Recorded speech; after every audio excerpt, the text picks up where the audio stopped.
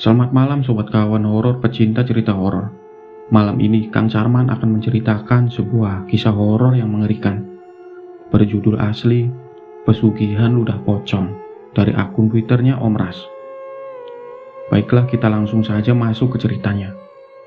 Dan jangan dengarkan cerita ini sendirian, karena terkadang mereka tidak hanya hadir di dalam cerita.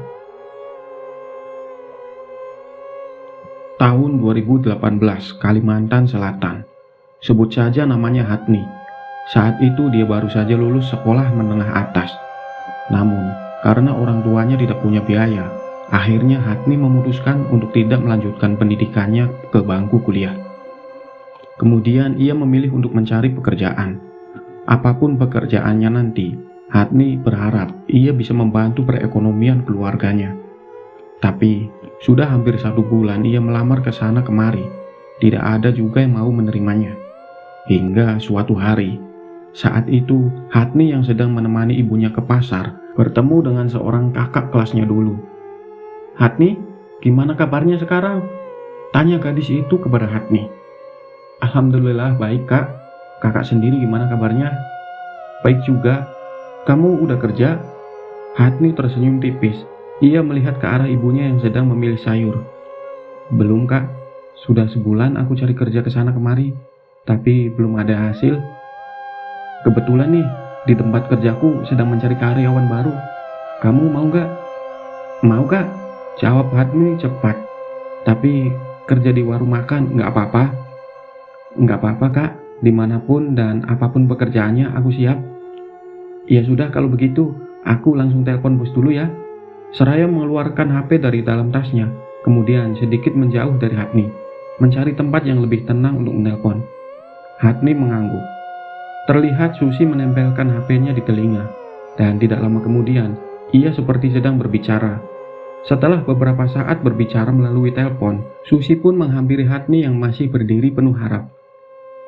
"Kata bosku, kalau memang kamu mau kerja di sana, kamu bisa ikut aku besok.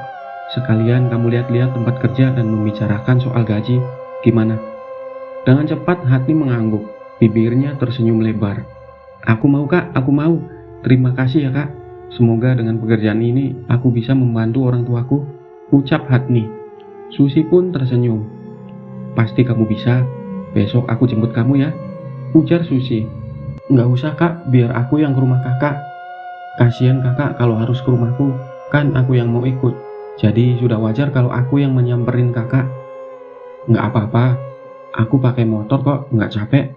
Kalau kamu kan jalan kaki, capek nanti." "Oh, oke deh, makasih banyak ya kak." "Iya sudah, aku mau lanjut cari barang-barang dulu ya," ujar Susi seraya pamit kepada Hatni. "Baik ya temenmu itu," ujar ibunya seraya memasukkan sayuran yang dibeli ke dalam bakul. Hatni mengangguk, mengiyakan perkataan ibunya. Di keesokan harinya, pagi-pagi sekali Hatni sudah siap. Ia menunggu Susi sambil duduk di teras rumah. Sekitar pukul 7, Susi datang dengan mengendarai motor Mio Soul GT berwarna biru. Ia tersenyum sambil melambaikan tangan kepada Hatni yang langsung berdiri menghampirinya. "Sudah siap?" tanya Susi. "Sudah kak." "Bu, kami berangkat ya," pamit Susi kepada ibunya Hatni yang sedang menjemur pakaian. "Hati-hati ya kalian berdua. Jangan cepat-cepat naik motornya." Di perjalanan, tak banyak yang mereka bicarakan, karena keadaan pada saat itu tidak mendukung untuk mengobrol. Sekitar 1 jam perjalanan, akhirnya mereka berdua tiba di warung makan tempat Susi bekerja. Saat itu, suasana warung makan masih sepi, dan karyawannya pun masih bebersih meja, kursi, dan lain-lain. Susi mengajak Hatni untuk masuk. Bangunan itu memiliki 2 tingkat. Di lantai 1 digunakan untuk warung dan lantai 2-nya digunakan sebagai tempat penyimpanan barang-barang seperti piring, gelas, dan lain-lain. Bos pemilik warung makan tersebut menyambut Hatni dengan sangat ramah. Hatni ditanya berbagai hal yang berhubungan dengan perdapuran. Hatni yang memang pandai memasak menjawab pertanyaan-pertanyaan itu dengan baik. "Baiklah, untuk masalah gaji, kamu akan digaji sebesar 1,5 juta ya per bulannya. Tapi kalau kamu berhenti bekerja di sini kurang dari sebulan, maka gajimu tidak dibayar. Jam kerja mulai pukul 7 dan tutupnya sekitar jam 8 malam ya. Kalau semisal pembeli sedang ramai, dan menguruskan warung tutup sedikit lebih larut, maka kalian akan diberikan bonus, ujar wanita berusia 40 tahunan itu. Tanpa ragu, Hatni langsung mengangguk dan menyetujui. Besok, kamu sudah bisa mulai kerja ya, ujar wanita itu sambil tersenyum. Terima kasih, Bu. Iya, sama-sama. Setelah berpamitan, Hatmi pun langsung diantar Susi untuk pulang. Sepanjang perjalanan, Hatmi tak berhenti tersenyum, membayangkan reaksi orang tuanya. Sebahagia apakah orang tuanya saat ia memberitahu kabar gembira itu nanti? Hatmi masuk ke dalam rumah, dengan bibir masih tersenyum cerah. Ia menghampiri ibunya yang sedang menampi beras di depan pintu dapur yang mengarah langsung keluar rumah. Bu, Hatmi diterima kerja. Dan besok Hati sudah mulai kerja, Bu. Gajinya 1,5 juta. Syukurlah kalau begitu. Tapi ingat ya nak, kalau bekerja ikut orang itu harus rajin. Kerjakan pekerjaanmu, jangan nunggu disuruh dulu. Hati ini mengangguk dengan bibir tersenyum. Kamu berangkat ke sana naik apa? Masa ia minta dijemput Susi terus? Kata ibunya. Untuk sementara, kata Susi nggak apa-apa kalau aku ikut dia dulu, Bu.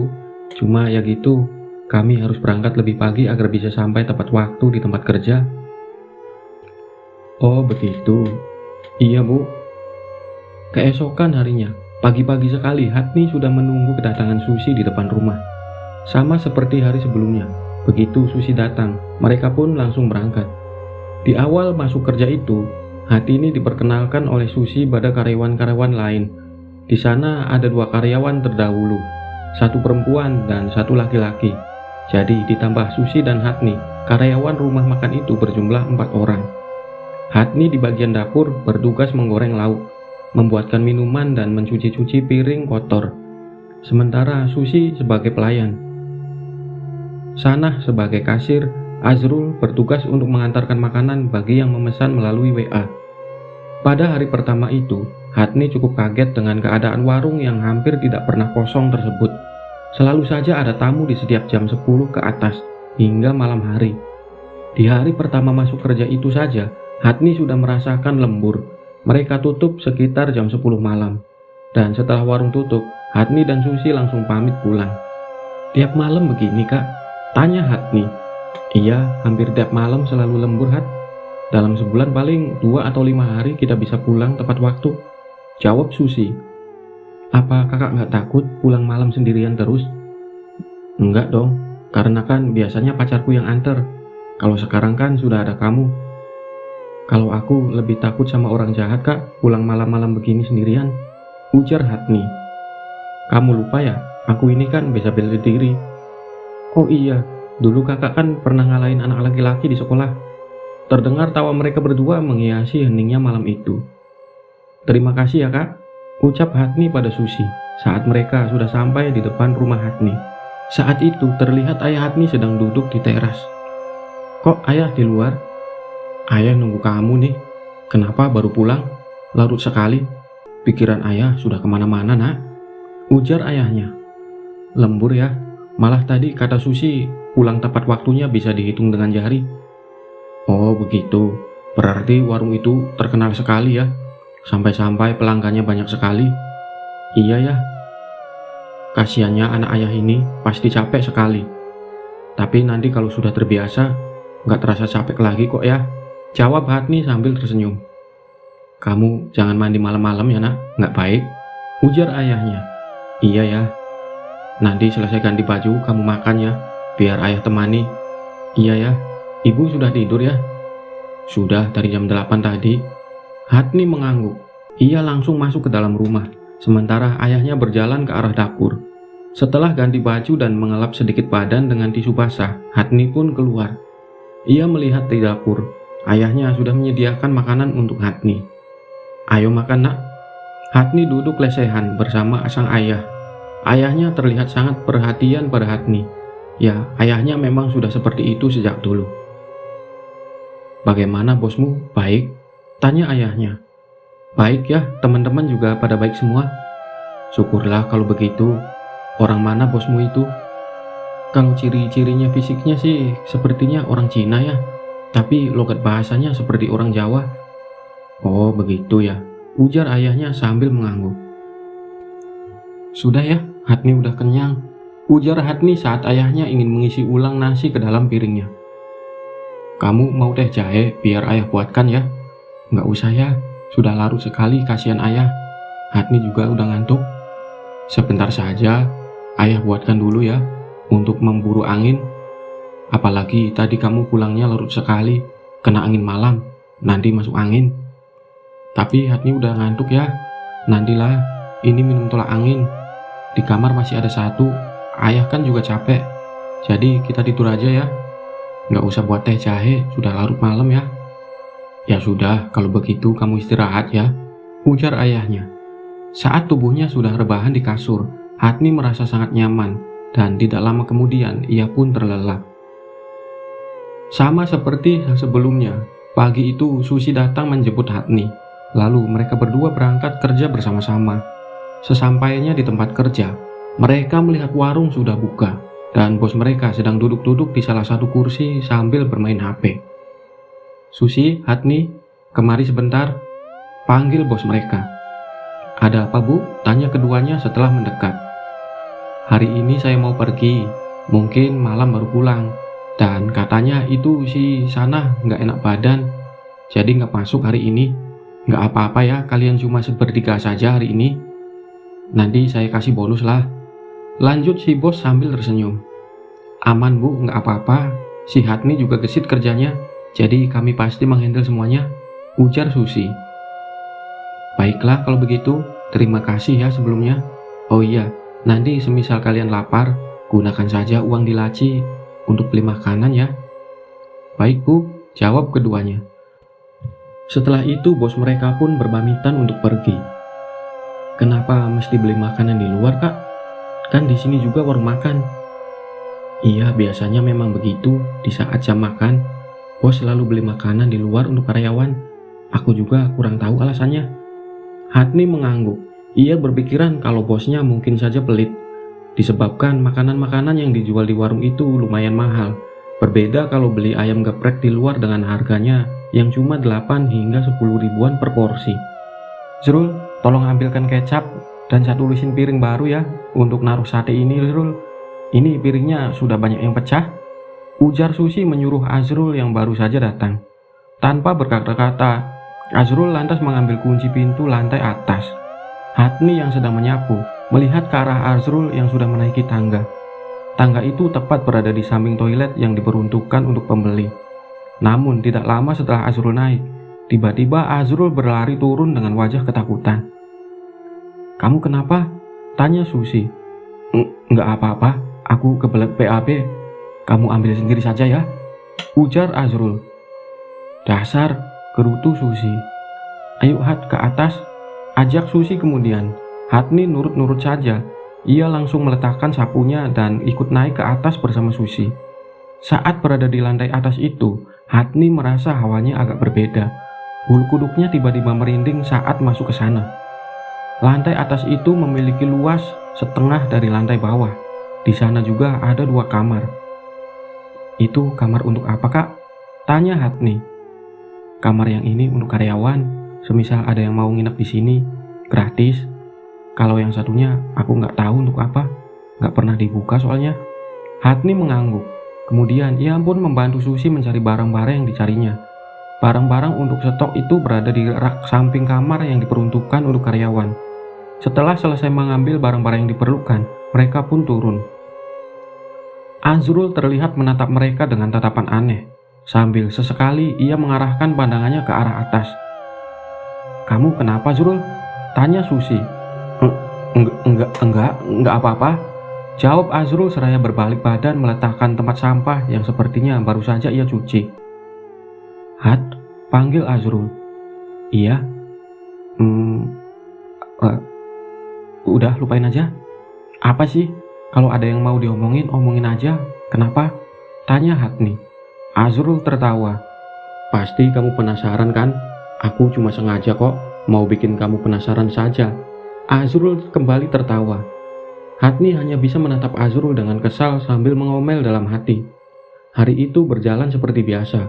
Warung ramai kedatangan para pembeli yang mengantri menunggu giliran untuk makan di warung tersebut. Hari itu Hatni disuruh oleh Sanah untuk mengambil nampan baru di lantai atas. Hatni yang memang paling muda di sana menjadi sering disuruh-suruh oleh Sanah. Namun, bagi Hatni itu tidak masalah. Selagi ia bisa mengerjakan apa yang disuruh, maka ia akan menurutinya. Kreot. Saat pintu utama lantai atas terbuka, Hatni mencium aroma aneh yang menyengat memenuhi ruangan itu. Saat Hatni sedang fokus untuk mencari nampan, tiba-tiba terdengar suara orang batuk. Awalnya Hatni mengira kalau itu mungkin suara dari bosnya yang memang setiap pagi naik ke lantai atas. Namun, sesaat kemudian, Hatni terpaku saat ia menyadari kalau tadi pintu lantai utama itu dikunci, dan ia sendiri yang membukanya. Seketika, Hatni langsung menoleh ke belakang. Untungnya tidak ada siapa-siapa di sana. Hatni merasa lega, tapi hanya untuk sesaat saja. Karena tepat ketika Hatni kembali menoleh ke depan, ada sesosok putih melayang-layang di depannya. "Ah!" teriak Hatni sembari berlari keluar dari ruangan tersebut. Hatni menuruni tangga dengan cepat. Saat sampai di bawah, terlihat Azrul langsung menghampirinya. "Kamu kenapa?" tanya Azrul. Ada hantu di atas." "Shh, jangan keras-keras. Kalau ketahuan bos, nanti kamu yang dimarahi," ujar Azrul seraya menempelkan telunjuknya di bibir. "Atur dulu nafasmu. Kalau sudah tenang, kita lanjutkan pekerjaan kita. Nanti setelah pulang, aku akan ceritakan apa yang aku tahu." Hari itu sekitar pukul 11 malam, warung baru saja tutup. Karena tutup terlalu larut malam, alhasil Azrul dan Hatni tidak jadi bertemu. "Kamu kenapa, Hat?" tanya Susi. Enggak apa-apa kak, aku capek aja." "Hat, minggu depan aku lamaran. Nanti kamu datang ya. Ajak sekalian ibu dan ayahmu," ujar Susi. "Wah, selamat ya kak. Aku janji bakal datang kak," ujar Hatni. Malam itu seperti biasa, ayah Hatni sedang menunggu di teras rumah. Saat Hatni datang, sang ayah langsung berdiri menyambutnya. "Ayah siapkan makanan ya, kamu ganti baju dulu," ujar ayahnya. Hatni mengangguk, lalu ia berjalan masuk ke dalam kamar. Sementara ayahnya ke arah dapur untuk menyiapkan makanan untuk Hatni. Saat sudah di dapur, Hatni termenung melihat makanan di dalam piringnya. "Ada apa, Hat? Apa kamu ada masalah?" tanya ayahnya. Hatni menatap sang ayah. Kemudian tanpa ragu, ia menceritakan apa yang ia lihat di lantai atas warung tempat ia bekerja itu. "Setiap tempat memang ada penghuninya, tapi ayah rasa penghuni di sana hanya kebetulan saja menampakkan diri kepadamu. Mungkin mereka ingin berkenalan," ujar ayahnya Hatni. "Selama mereka tidak mengganggu, biarkan saja. Toh di dunia ini kita memang hidup berdampingan dengan mereka kan. Ayo makan dulu," lanjut ayahnya sembari menunjuk piring milik Hatni. Keesokan harinya, Hatni dijemput Susi seperti biasa. Mereka tiba di warung sedikit terlambat. Saat itu, Azrul sudah menyapu warung dan mengelap meja. Sementara bos mereka tidak terlihat di sana. Mungkin si bos sedang berada di lantai atas, karena memang seperti itu biasanya. Hari itu berjalan seperti biasa, dan di malam harinya, pembeli masih banyak berdatangan. Hatni masih asyik dengan penggorengan. Sementara Susi juga terlihat sibuk mengatar makanan dan membersihkan meja yang baru saja ditinggalkan oleh pembeli. Tiba-tiba, saat mereka sedang sibuk dengan pekerjaan masing-masing, terdengar suara seorang anak kecil. Mungkin saat itu usianya sekitar 5 tahunan. Ia berteriak dan menunjuk ke samping ibunya sambil terus mengulang-ulang kata-kata yang sama. "Pocong, ada pocong, ada pocong," teriaknya. Otomatis orang-orang yang sama-sama sedang makan di warung itu langsung menoleh. Mungkin sebagian merasa risih dan terganggu dengan teriakan histeris dari anak tersebut. Orang tua si anak itu pun terlihat berusaha untuk menenangkannya. Saat bos mendekat ke arah si anak itu semakin histeris. Bahkan ia langsung mendorong piring-piring yang berisi makanan dari atas meja. Piring-piring itu pecah dan makanan yang ada di dalam piring tersebut berhamburan. "Pocong, itu jahat, jahat, pulang, aku mau pulang," teriak si anak histeris ketakutan. Keadaan saat itu benar-benar gaduh. Bos pemilik warung makan itu tanpa basa-basi langsung menyuruh orang tua si anak untuk keluar dari warungnya. Dan saat orang tua anak itu ingin mengganti kerugian atas piring yang dijatuhkan oleh anaknya, si bos langsung menolak. Namun, ketika mereka sudah pergi dari warung, terdengar bos terus mengumpat dan mengomel tanpa henti.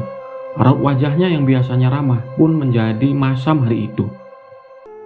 "Hatni," panggil Azrul saat Hatni baru saja ingin naik ke atas motor milik Susi. "Kenapa, Zrul?" tanya Susi. "Kamu mau tahu ceritanya enggak?" tanya Azrul pada Hatni. "Aku sudah tahu, dikasih tahu ayahku," jawab Hatni, mengira kalau Azrul ingin memberitahu tentang penampakan di lantai atas.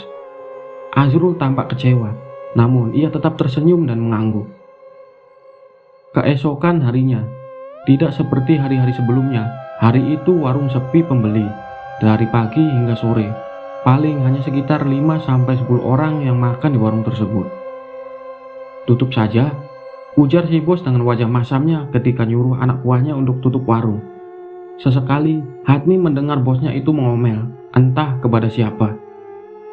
"Besok kalian libur saja, tidak usah datang ke sini dulu, karena saya akan pergi nyekar besok," ujar si bos kepada Sanah, Susi, Hatni, dan Azrul saat mereka berpamitan untuk pulang. Mendengar kalau besok libur, tentu saja Hatni senang. Itu artinya besok dia bisa rebahan seharian. "Setelah menikah nanti aku akan berhenti bekerja di warung itu, Hat. Kalau aku sudah berhenti kerja, kamu pulang pergi kerja sama siapa?" Hatni tersenyum. "Nggak usah dipikirin, Kak. Aku mungkin akan izin sama bos untuk tidur di sana," jawab Hatni. "Kamu yakin berani sendirian di sana?" tanya Susi. Hatni mengangguk.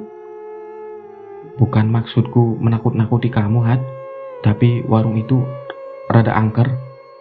Kami semua pernah melihat penampakan pocong di sana. Tapi tidak ada yang berani cerita, karena kalau kami sampai ketahuan si bos, bisa-bisa kita diberhentikan." "Aku berani kok, Kak. Kakak tenang saja," jawab Hatni meyakinkan. Susi tak bisa berkata apa-apa lagi, selain mengiyakan, karena ia juga tidak mungkin antar jemput Hatni. Hari itu, Hatni berangkat kerja dengan membawa tas berisi baju-bajunya. Iya, Hatni akan tidur di lantai atas warung itu. Dan memang sebelumnya ia sudah diperbolehkan untuk menginap di sana secara gratis. Namun, baru di malam pertama ia tidur di tempat itu, Hatni sudah merasakan gangguan-gangguan. Mulai dari terdengar suara langkah kaki, dari pintu yang dibuka tutup, sampai suara batuk-batuk yang terdengar tepat di depan pintu kamar Hatni yang ditempati. "Aku tidak mengganggu kalian, jadi kalian juga jangan menggangguku ya," ujar Hatni pelan.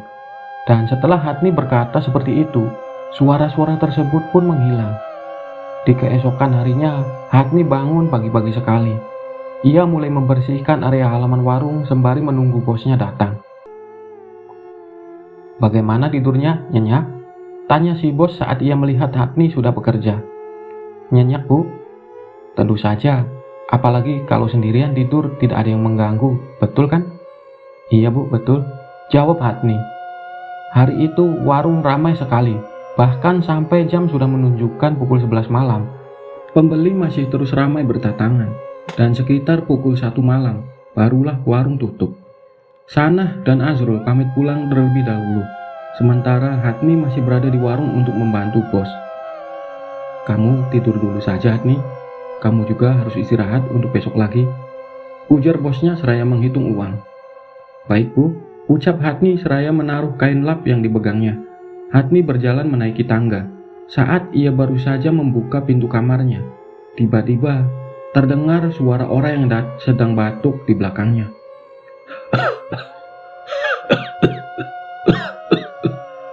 Hatni kaget, namun ia tidak berani untuk melihat ke belakang. Akhirnya cepat-cepat Hatni masuk ke dalam kamar lalu mengunci pintu rapat-rapat. Tanpa mengganti pakaiannya, Hatni yang sudah ketakutan itu langsung tidur. Akan tetapi, baru saja ia memejamkan mata, tiba-tiba ia merasa seperti ada seseorang yang naik ke atas tempat tidurnya.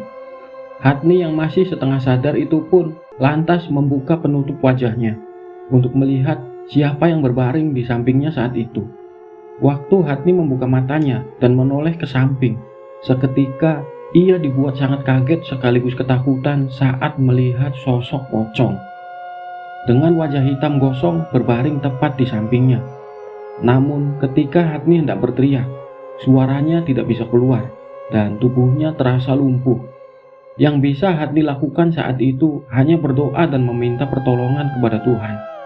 Hatni menangis dan tubuhnya sudah dipenuhi keringat dingin. Suara batuk itu kembali terdengar dan bersamaan dengan itu, perlahan-lahan tubuh Hatni mulai bisa digerakkan kembali. Saat sudah bisa bergerak, Hatni langsung duduk. Ia takut untuk tidur kembali. Sementara kalau keluar pun, ia tak tahu akan kemana. Jadi mau tidak mau, Hatni duduk diam mendengarkan semua suara-suara aneh yang ada, sambil berharap malam lekas berlalu. Saat azan subuh terdengar, Hatni bergegas keluar kamar dan turun ke bawah.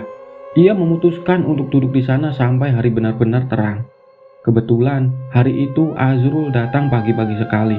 Jadi Hatni langsung meminta ditemani naik ke atas mengambil baju. Awalnya Azrul hendak menolak karena takut nanti ketahuan bos dan mereka malah akan dituduh berbuat macam-macam di sana. Namun kata Hatni, Azrul cukup berdiri di depan pintu utama saja, tidak perlu ikut masuk ke dalam kamarnya. Jadi tidak akan dituduh macam-macam. Akhirnya mau tak mau Azrul pun mengiyakan. Untungnya tidak ada hal-hal aneh yang terjadi. Yuk, ujar Hatni seraya membawa tendengan plastik berwarna putih berisi baju bersih. Saat Hatni mandi, Azrul menyapu halaman warung. Dan ketika Hatni selesai mandi, mereka berdua pun mulai bekerja sambil sesekali mengobrol. Tak lama, bos mereka pun datang. Azrul, tolong ambilkan mangkok baru 2 lusin ya. Ini mangkoknya sudah tidak layak untuk disuguhkan, ujar bos mereka kepada Azrul. Azrul menatap Hatni. Aku temani ya Zul, kebetulan aku juga mau ngambil barangku di atas, ujar Hatni yang paham dengan maksud tatapan Azrul. Brak! Terdengar suara pintu kamar Hatni terbuka. Padahal tidak ada siapa-siapa di sana selain mereka berdua. Hatni dan Azrul saling bertatapan. Kamu berani sekali ya, Nik, ujar Azrul cepat-cepat mengambil mangkok yang dipinta bosnya tadi. Aku terpaksa Azrul, Susi kan sudah berhenti, mau nikah dia. Sementara selama ini aku ikut nebeng sama dia kan. Kalau dia nggak ada, aku nggak ada kendaraan untuk pulang pergi. Angkutan umum jurusan ke desaku nggak sampai malam. Azrul mengangguk, lalu cepat-cepat keduanya keluar dari ruangan tersebut sambil membawa mangkok baru yang masih terbungkus plastik. Siang itu saat pembeli masih sangat ramai dan mengantri, tiba-tiba terdengar seorang melempar piring yang ada di hadapannya sambil berkata kasar. Apa-apaan ini? Kurang ajar, tanya Azrul yang kebetulan baru selesai mengantarkan pesanan milik orang di salah satu meja yang tak jauh dari orang tersebut. Pemilik warung ini melakukan pesugihan. Makanan di sini sudah diludahi pocong, ujar orang itu seraya menatap ke seluruh pengunjung warung makan. Mendengar adanya keributan itu, si bos langsung keluar. Saat mendengar ucapan orang itu, si bos marah besar. Ia mengatakan bahwa orang itu sebenarnya tidak punya uang untuk membayar makanan. Makanya dia memfitnah macam-macam agar bisa makan gratis. Tidak lama lagi warung ini akan bangkrut. Aku akan pastikan itu. Cuy! Ujar orang tersebut sambil meludah. Ia pergi tanpa menoleh kepada bos pemilik warung yang masih mengumpat kasar kepadanya. Azrul yang sedari tadi berada di situ tak bisa berkata apa-apa. Ia lantas kembali melanjutkan pekerjaannya. Namun, sepertinya beberapa pengunjung warung ada yang merasa kurang nyaman dengan perkelahian tadi sehingga memutuskan untuk pergi. Padahal makanannya masih belum tersentuh. Setelah kejadian di malam sebelumnya, Hatni sangat ketakutan ketika akan naik ke lantai atas. Ia sampai lama sekali duduk-duduk di tangga sambil terus mempertimbangkan untuk tidur di atas atau tidak. Namun, ia juga tidak mungkin tidur di tangga seperti itu. Yang ada, ia malah masuk angin. Aku harus bagaimana? Masa aku harus naik? Kalau kejadian kemarin terulang lagi gimana? Gumam Hatni. Akhirnya dengan penuh pertimbangan, Hatni memutuskan untuk naik ke atas. Manusia lebih menakutkan daripada hantu, ucapnya berulang-ulang kali sambil menaiki satu persatu anak tangga. Namun, baru saja Hatni hendak membuka pintu, tiba-tiba terdengar suara batuk dari arah sampingnya. Dan dari ujung matanya, Hatni melihat ada sesuatu berwarna putih bergerak-gerak di sampingnya. Hatni terdiam. Air matanya langsung bercucuran. Seketika itu juga, Hatni merasa tubuhnya seperti tak bisa bergerak. Ia hanya bisa memejamkan mata sambil berharap tidak akan terjadi apa-apa kepadanya. Di saat sudah pasrah seperti itu, Hatni mendengar ada suara langkah menaiki tangga. Dan tidak lama, terasa ada tangan yang menepuk pundak Hatni. Bersamaan dengan itu, tubuh Hatni pun kembali bisa digerakkan. Ketika Hatni menoleh ke arah belakang, terlihat itu rupanya orang yang siang tadi berteriak dan mengatakan kalau warung itu melakukan pesugihan ludah pocong. "Kamu tidak apa-apa?" tanya orang itu. Hatni yang kaget dan ketakutan itu langsung mengangguk. "Bosmu itu melakukan pesugihan ludah pocong. Setiap makanan yang disuguhkan kepada pembeli terlebih dulu diludahi oleh pocong tersebut. Itulah juga kenapa makanan yang dimakan di sini jauh lebih enak daripada yang dibungkus dibawa pulang dimakan di rumah." Hatni terdiam. Ia tak tahu harus berkata apa, karena Hatni sendiri tidak tahu apa-apa. "Apa yang kamu lihat itu merupakan pocong yang dipelihara oleh bosmu. Dan sepertinya kau ini bukan cuma sekedar diganggu, tapi hendak dijadikan tumbal. Tapi teman-teman saya juga pernah melihat penampakan pocong di sini, bukan cuma saya sendiri." "Memang, tapi yang kamu alami berbeda dengan mereka. Kusarankan sebaiknya kau berhenti bekerja di sini, karena akan aku pastikan warung ini akan bangkrut dalam waktu dekat," ujar orang itu. "Maaf Pak, tapi cuma ini pekerjaan yang saya punya. Saya juga harus membantu orang tua saya, makanya saya bertahan di sini. Kalau kamu mau, saya punya toko baju di pasar. Kamu bisa kerja di sana." Hatni terdiam. Kenapa orang asing ini tiba-tiba menawarinya pekerjaan? Apa jangan-jangan yang dikatakan bosnya tentang orang itu benar? Hatni punya pemikiran kalau orang itu mungkin saja ingin menipunya. Namun, meski begitu, ia harus tetap sopan, karena kalau salah ucap, bisa saja orang itu jadi marah dan melakukan hal-hal buruk kepadanya. "Saya pikir-pikir dulu ya Pak," ujar Hatni. "Boleh saya masuk ke dalam?" tanya orang itu tiba-tiba. "Maaf Pak, saya tidak berani memperbolehkan orang asing masuk ke dalam," ujar Hatni. "Ya sudah, kalau begitu saya permisi. Sebaiknya malam ini kamu tidak tidur di sini, karena peliharaan bosmu itu bukan cuma pocong. Dan terserah kamu mau percaya atau tidak, tapi kamu itu sudah terikat menjadi tumbal untuk mereka." Saat orang itu menuruni tangga, Hatni juga ikut turun. Hampir 1 jam Hatni duduk di pinggir jalan itu sambil menahan rasa kantuknya. Tiba-tiba ada sebuah sepeda motor yang berhenti di depannya. "Mau nyari ojek, Dek?" tanya orang itu. Hatni menggeleng. "Saya tidak punya uang, Pak. Uang saya ketinggalan di tempat kerja," jawab Hatni. "Memangnya adek mau kemana? Biar bapak antar. Bahaya perempuan di jalan sendirian begini, malam-malam pula." Hatni terdiam. Ia tak tahu harus kemana malam itu. "Saya sebenarnya mau pulang, Pak. Tapi pakaian dan uang saya semuanya ada di tempat kerja. Saya takut ke sana lagi, Pak." "Loh, kenapa? Apa bosmu menahan barang-barangmu? Kalau memang begitu, ayo bapak bantu lapor polisi." "Bukan, Pak, bukan begitu. Saya memang tinggal di sana. Tapi saya takut balik lagi ke sana karena," ujar Hatni seraya menceritakan tentang penampakan yang ia lihat. Bapak tukang ojek itu terdiam untuk beberapa saat. "Bagaimana kalau kamu malam ini ke rumah bapak saja? Di rumah ada anak dan istri bapak. Daripada kamu di sini takutnya ada orang mabuk."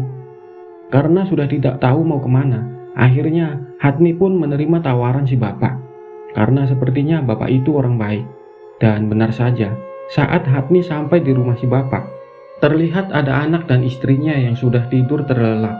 Rumah itu hanya sepetak, tidak memiliki kamar, dan si bapak sekeluarga tidurnya hanya lesehan di lantai tanpa kasur. Bapak itu juga membangunkan istrinya untuk memberitahukan kedatangan Hatni di sana. Dan sama seperti si bapak, istrinya itu juga ternyata orang yang sangat baik. Dia mempersilahkan Hatni untuk tidur bersama mereka malam itu. Karena Hatni sudah sangat mengantuk, jadi tak butuh waktu lama untuk tertidur. Dalam mimpinya, Hatni melihat orang tuanya menangis, dan di hadapan kedua orang tuanya itu juga terlihat ada Hatni yang sudah dipocongi.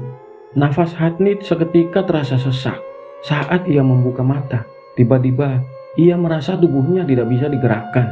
Beruntungnya, istri si bapak tukang ojek itu yang tidur di sebelahnya tersebut menyadari hal itu.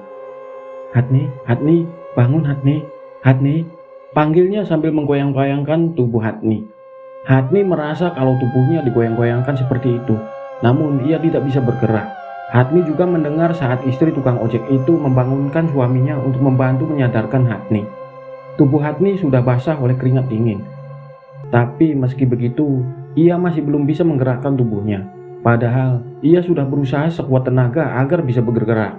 Tiba-tiba terdengar si bapak tukang ojek keluar rumah, dan tidak berapa lama ia masuk lagi bersama seseorang. Astagfirullahaladzim, ucap orang itu. Hatni dapat merasakan kalau ada seseorang yang menyentuh kepalanya, dan perlahan-lahan sekujur tubuhnya mulai terasa ringan dan kembali bisa digerakkan. Hatni menoleh ke kanan dan ke kiri. Ia melihat si bapak tukang ojek dan istrinya yang terlihat cemas. Istirahatlah, besok akan bapak antar kamu pulang ke rumahmu, ujar si bapak tukang ojek kepada Hatni. Setelah kejadian yang terjadi kepadanya itu, Hatni semakin ketakutan untuk tidur. Takut kalau sampai kejadian yang sama berulang dan menyebabkan hal-hal yang tidak diinginkan.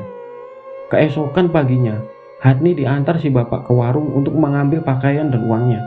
Si bos yang sudah ada di sana langsung memarahinya akibat meninggalkan tempat itu dalam keadaan pintu utama lantai atas tidak terkunci. Akibatnya ada orang yang masuk ke dalam dan mengacak-acak kamar yang dikunci itu. Entah apa yang hilang, yang pasti saat itu Hatni dimarahi habis-habisan. Dan karena hal itu juga, Hatni memutuskan untuk berhenti bekerja di warung tersebut. Sepanjang jalan Hatni menangis karena kehilangan pekerjaan dan sakit hati setelah dimarahi oleh bosnya. Sesampainya di rumah, terlihat ayahnya yang saat itu hendak pergi ke ladang tengah memakai sepatu bootnya. Ayahnya menyambut Hatni dengan raut wajah yang senang. Ia juga mempersilahkan bapak tukang ojek itu untuk masuk ke dalam rumah. Maaf sebelumnya pak, tapi kata orang yang semalam membantu Hatni ini, katanya ada beberapa makhluk halus yang mengikuti Hatni. Karena Hatni ini sudah dijadikan tumbal, dan makhluk-makhluk itu tinggal menunggu masa panennya saja, ujar si bapak. Ayah Hatni melongo, kaget bercampur rasa tidak percaya dengan apa yang dikatakan oleh si bapak tukang ojek itu. Kalau bisa, saat Hatni tidur, taruh cermin dan gunting di tepat kepalanya. Dan lebih bagus lagi kalau dikasih kelambu hitam, supaya makhluk-makhluk itu tidak bisa melihatnya. Ini maksudnya tumbal apa ya pak? Kenapa anak saya dijadikan tumbal? Siapa yang menjadikan anak saya tumbal? Tanya ayahnya Hatni. Pemilik warung tempat anak bapak kerja ini melakukan pesugihan. Dia juga memelihara makhluk-makhluk seperti itu yang bertujuan untuk kelancaran usahanya. Dan sebelumnya pun mungkin sudah pernah ada yang menjadi tumbal, hanya saja tidak ketahuan. Ayahnya Hatni terlihat mengelus ke dada. Jadi bagaimana anak saya ini pak? Anak saya tidak makan mati kan pak? Tanya ayahnya Hatni. Kata orang yang membantu Hatni semalam, dia akan diurus semuanya. Tapi seperti yang saya katakan tadi, Hatni tetap harus dijaga juga ya pak. Baik pak. Setelah itu si bapak tukang ojek itu pamit pulang. Orang tua Hatni langsung menangis sambil memeluk anak mereka. Mereka tak menyangka bahwa niat baik Hatni untuk membantu orang tua akan jadi seperti itu. 3 hari kemudian, si bapak tukang ojek datang lagi ke rumah Hatni. Ia mengabarkan kalau pemilik warung bekas tempat Hatni bekerja itu mengalami kecelakaan dan meninggal dunia 2 hari yang lalu. Dan katanya juga Hatni diminta oleh orang yang membantunya itu untuk bertemu. Karena katanya aroma tumbal pada diri Hatni masih ada dan itu harus diputus atau dihilangkan agar aroma itu tidak mengundang lebih banyak makhluk-makhluk lain untuk mengganggunya. Hatni dan orang tuanya yang tidak tahu apa-apa itu pun langsung setuju. Saat itu kata Hatni, apapun akan ia lakukan agar bisa terbebas dari gangguan yang kian hari semakin ekstrim tersebut. Pada hari yang sudah ditentukan, si bapak tukang ojek datang bersama seorang laki-laki. Orang itu ternyata adalah laki-laki yang pernah mengamuk di warung tempo hari. Orang yang mengatakan kalau si pemilik warung itu melakukan pesugihan. Setelah berbasa-basi, orang itu menatap Hatni. Malam itu, akulah yang meminta Pak Rohman ini untuk mengantarmu pulang. Tapi ternyata kau dibawa ke rumahnya. Dan akulah juga orang yang menerobos masuk ke dalam ruangan itu. Maaf karena sudah membuatmu dimarahi. Tapi, andai tidak seperti itu, kau mungkin tidak akan selamat. Karena itu juga, pemilik warung itu akhirnya meninggal akibat ulah peliharaannya yang marah. Hatni masih terdiam mendengarkan, begitu juga dengan orang tuanya. Tolong ambilkan air putih, kalau ada di dalam botol ya. Ibunya Hatni mengangguk dan langsung berjalan ke dapur untuk mengambil air. Tidak lama, ibunya kembali dengan membawa sebotol air putih. Lantas botol air itu diberikan kepada lelaki tersebut. Olehnya air itu didoakan. Nanti air ini diminum 3 teguk, lalu sisanya dicampur dengan air untuk mandi. Insya Allah setelah ini kamu akan baik-baik saja. Hatni mengangguk. Setelah ini, kalau kamu mau kerja di tempat saya juga boleh, di toko pakaian, di dalam pasar, ujar orang itu sambil tersenyum. Terima kasih Pak, tapi sepertinya saya tidak ingin bekerja dulu untuk beberapa waktu ke depan, jawab Hatni dengan kepala menunduk. Iya, saya paham betul perasaanmu. Baiklah kalau begitu, saya pamit pulang dulu ya. Terima kasih banyak atas bantuannya Pak. Kami sekeluarga berhutang budi kepada Bapak, ucap ayahnya Hatni. Tidak perlu dipikirkan Pak, saya ikhlas membantu. Hari-hari berlalu. Kini Hatni sudah tidak takut lagi untuk tidur, karena gangguan-gangguan yang pernah dirasakan sebelumnya sudah tidak pernah muncul lagi. Dan 2 bulan setelah kejadian tersebut, ayahnya Hatni memutuskan untuk menjual sawah satu-satunya milik mereka. Uang penjualan sawah itu dipergunakan untuk merenovasi rumah dan membeli sebuah motor. Sisa uangnya diberikan kepada Hatni. Oleh Hatni, uang itu dijadikan modal usaha. Awalnya ia berjualan keliling dan singgah di setiap sekolahan. Hingga akhir 2024 ini, Hatni sudah punya beberapa usaha cabang di beberapa sekolah di daerahnya. Hatni juga mempekerjakan beberapa teman seangkatannya yang mempunyai nasib tak kalah beda dengannya untuk menjaga kantin di beberapa sekolah. Dan berkat usahanya itu pula lah, Hatni bisa membantu orang tuanya. Ayahnya pun kini sudah tidak bekerja lagi. Pada bulan Januari lalu, Hatni dilamar oleh seorang laki-laki yang merupakan guru di salah satu sekolah. Katanya, kalau tidak ada halangan, mereka akan melangsungkan pernikahan setelah hari raya haji.